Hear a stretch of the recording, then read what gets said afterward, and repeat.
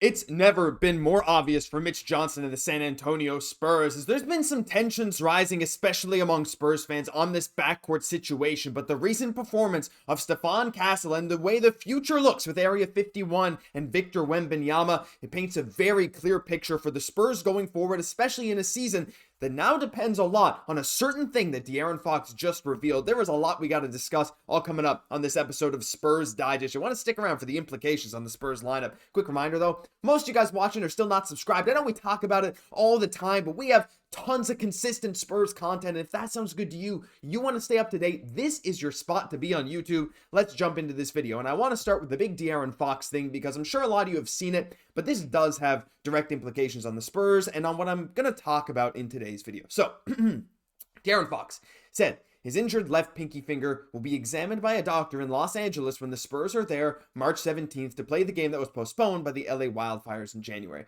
Quote, the surgery may or may not happen that day, he said. So this, first off, I know you guys probably know this is going to happen, but this is huge news, right? We got a week from the recording of this video until De'Aaron Fox is going to LA to see this doctor. The fact that he's even saying that the surgery could happen on that day that he goes is pretty telling in and of itself. But we've also heard a lot of rumblings, a lot of rumors that De'Aaron Fox was going to be shut down for the rest of the season. Now, whether that was coming from him or reporters or here and there, even us on the show speculating a bit, especially with the way the Spurs record has gone. And look, I'm not going to talk about the game last night. Look, there's a game in a few hours as the recording of this video as well. Not going to dive too much into that either because look, the Spurs just got to bounce back. Giving up 140 points, not good. But De'Aaron Fox right now, he's had some great games. He showed us the flashes, but there's clear moments where he just looks like he's kind of struggling. And again, having that pinky finger, even though it's just a pinky, on your shooting hand, especially on your dominant dribble hand, like that can get annoying. That can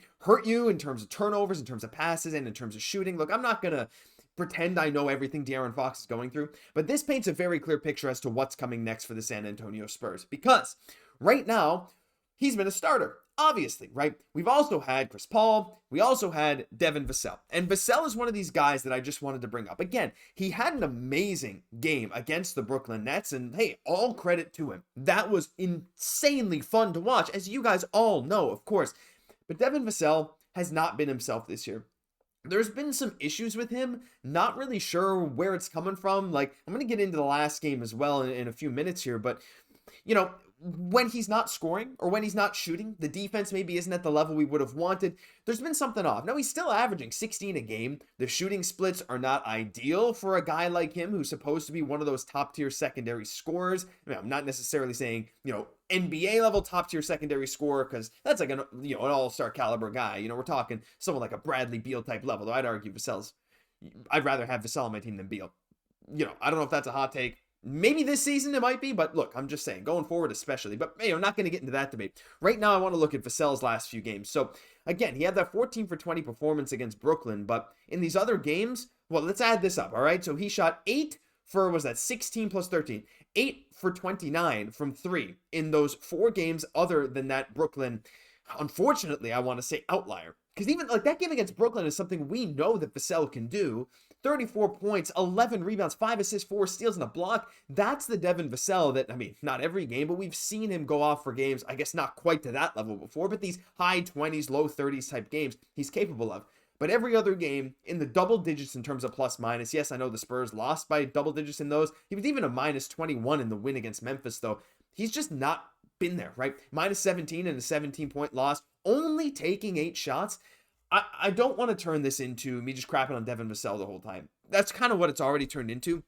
But I'm just saying, it's never been more clear now what needs to happen. Because, look, I get this whole Chris Paul thing and, whatever. You kind of want him to start and, the contract thing he signed here. But at this point, to me, there's no argument that Devin Vassell should still be starting over Stephon Castle, especially down the stretch, especially if De'Aaron Fox is shut down the rest of the way. The season stats are not even that different for Stephon Castle. Yeah, the shooting splits are objectively worse, but he's been a lot better as of lately, and I'll get into those stats as well.